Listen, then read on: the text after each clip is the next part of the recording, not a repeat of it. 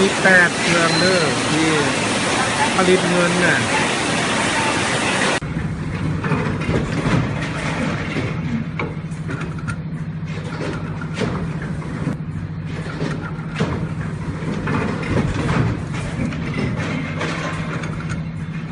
บ้านพัฒนาถ้าเขาจะพัฒนานะก็มาเบิ่งธุรกิจบริษัท PS เนาะอันนี้เป็นสิ่งที่เขากินทุกมื้อเนาะมีน้ำมีข้าวปลาอาหารต่างๆที่ว่ามารวมเป็นหนึ่งโดยเอาประชาชนลาวทั้งเบิดในทั่วประเทศลาวมาเป็นเจ้าของเนาะถือว่าเป็นบริษัทเดียวที่ว่ามีเจ้าของหลายที่สุดในประเทศลาว เพิ่นสิให้ประชาชนลาวทุกคนเข้าบ่ ให้เข้าเบิดเนาะบ่ว่าทุกบ่ว่าหังบ่ได้เลือกสั้นน้ำหนักทุกเท่าใดแห่งเสี่ยวมาเนาะผู้ซึกว่าเจ้าของขาดเขินและแม่นเอาเงินมาเลย500,000กีบเนาะเป็นวัตถุก็ได้เนาะเป็นเข้าก็ได้ผู้ใดมีเข้าตั้งแข่ง17แข่งจำนวนเข้าเอาเข้ามาตีเป็นจำนวนเงินก็ได้เพราะว่าเฮามีสร้างเข้าแห่งชาติอยู่ข้างหลังเนาะกำลังสิสร้างขึ้นที่ข้างหลังเขาเนี่ยก็คือแพ็คกิ้งพักปลอดสารเคมีส่วนตัวข้างหลังกว้าง40ยาว60อันนั้นเป็นสร้างเข้าแห่งชาติในอนาคตข้างหน้าคิดว่า2,000สิลดล่างความทุกข์ยากได้ถ้าคนลาวเบิดทุกคนมามีส่วนร่วมเนาะลดพ้นความทุกข์ยากได้ ลดพ้นความทุกข์ยากได้นะโดยเฮามาเป็น7 1 7เดียวเป็นมาเป็นนักธุรกิจมื้อนี้เพิ่นเชิญเฮามาเป็นนักธุรกิจจากเงิน500,000กีบมาเป็นนักธุรกิจกับ PS ได้เลย มั่นใจบ่อ้าย มั่นใจนะมื้อนี้ทั้ง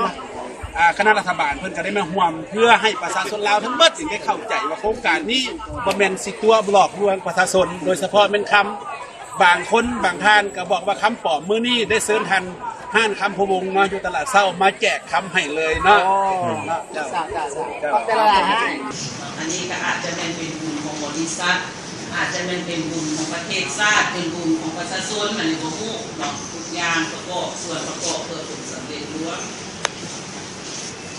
ข้าพเจ้าก็ขอเขาซื้อสิแหละพวกเข้าใจอันนี้ตะขอเปิดโทรทัศน์ลาวออกมาแล้วเห็นน้องสาวงามๆนี่แหละ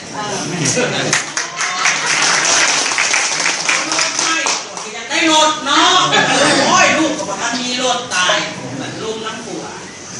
ใช่ที่นี่แหละบริษัทและเป็นน่าสนใจศึกษามึงรู้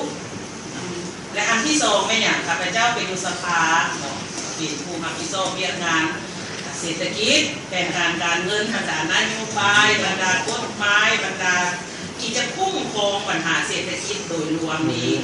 โดยทั่วไปแล้วเพิ่นก็เอื้อหาเป็นต้นประธานสภาเป็นห่วงประชาชน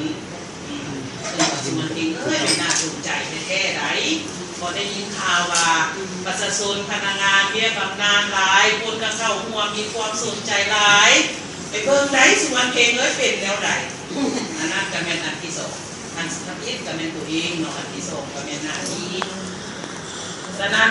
ข้าพเจ้าก็มาญาติเวลามาน้องสาวก็ไปถามนิดนึงเพราะว่าก็ขอโทษหลายๆน้องสาวก็ไปซื้อแหละเมื่อนั้นก็ได้ตัวเองก็ว่าโอ้จักเสียจังไหนเพราะว่าเบี้ยตลาดแจช่วงนี้เกี่ยวกับประสุมแดง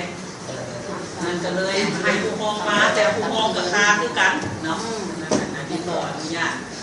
ถ้าเมื่อนี้ได้มาฟังนี้ข้าพเจ้ากับเอาซื้อนะพวกสหพวกลูกพวกหลานพวกน้องพวกลุงแหละรู้สึกประทับใจในความรู้สึกเริ่มแรกมันรวมเป็นหนึ่งแต่ตัวนี้จะโหดกว่าของเจเวอีกเพราะว่าตัวนี้เป็นเรื่องจำเป็นคนต้องกินอยู่แล้วและของเบลเกตที่ผมเคยมีตัว6%อีกเป็นขั้นประกันทุกภาคส่วนแต่เป็นหุ้นขึ้นแต่ว่าหุ้นขึ้นหุ้นลงเท่านั้นแต่ตัวนี้มันจะอยู่ในโตเลยมันจะโหดกว่าของเบลเกตอีกเพราะถ้าตัวนี้ออกไปนะและทุกคนได้เงินตลอดไปคนลาวจะร่ำรวยที่สุดเลยเพราะมันง่ายระบบนี้มันไม่ได้พลิกกฎหมายของโลกเพราะว่าโลกได้ไส้ไปแล้วเพียงแต่พระเจ้าตื่นตัว6%เข้าไปเท่านั้นเพราะฉะนั้นนี่ระบบนี้มันจะเป็นตัวหนึ่งที่ว่าดีที่สุดนะหรือว่าร่ำรวยที่สุดจากคนร่ำรวยให้ไปสุดลาวนี่เป็นที่หนึ่งเลยมันก็คือมีผู้ใดไส้มาก่อนแล้วเห็นดีแล้วเนาะขอในโอกาสนี้ก็ขอแสดงความสมเสยกำลังการอวยพรให้อันโครงการนี้สำเร็จผลนำเอาความหังความมีมาสู่ประเทศชาตินำเอาความหังความมีมาสู่ประชาชนอันนี้เป็นจุดประสงค์ของพรรคของรัฐเราเนาะสภาแห่งชาติมีความยินดีแหละสิครับเมื่อรายงานผ่านประธานว่าได้มาอยู่ได้มาได้ยินได้เห็นใบหน้าสีตาของสมาชิกทุกคนมวลซืนยิ้มแย้ม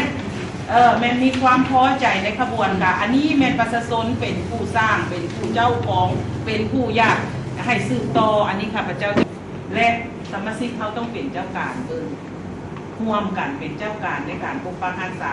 เสยหันและเขามกขอบใจสงเสยละกาขอให้พ่อแม่ประชาชนสืบต่อเป็นเจ้าของสืบต่อเป็นประกอบความคิดความเห็นอันใดบ่เข้าใจกระทำเพิ่น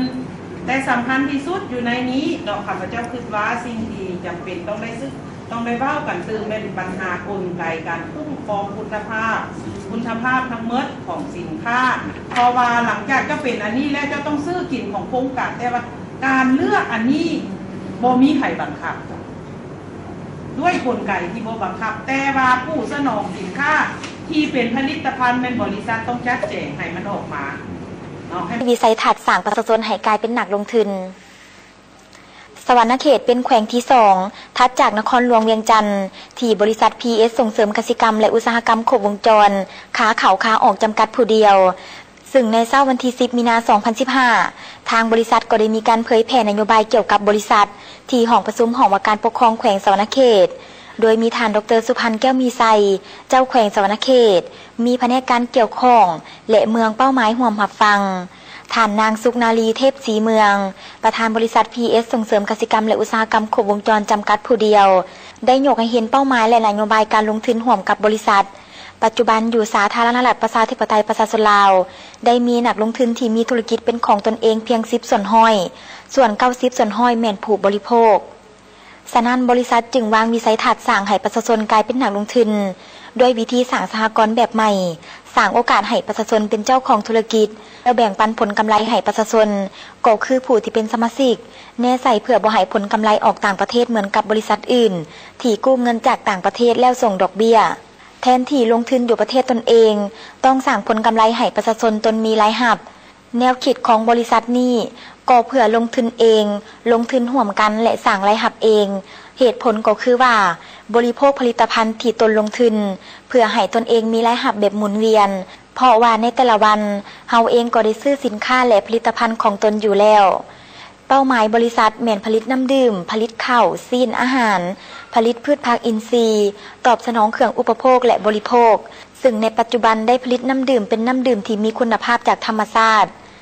น้ำมีคุณค่ามหาศาลเฉพาะห่างกายคนเฮาต้องการมื้อหนึ่งละ2 ลิตรฉะนั้นบริษัทจึงนำใส่น้ำเพื่อลดล้างความทุกข์ยากของประชาชนตามแผนยุทธศาสตร์ฮอดปี 2020 ของรัฐบาลโดยการหันรายจ่ายมาเป็นรายรับสร้างนักลงทุนเข้าร่วมสหกรณ์บริษัทในต้นทุนต่ำสุด500,000 กีบและสูงสุด5 ล้านกีบกิจการกรณีการส่งเสริมจากภาครัฐแนใส่สุกยู่การผลิตเป็นสินค้าด้วยการยู่แฮงกระบวนการผลิตเป็นการเปิดโอกาสให้ประชาชนและผู้สนใจได้กลายเป็นนักลงทุน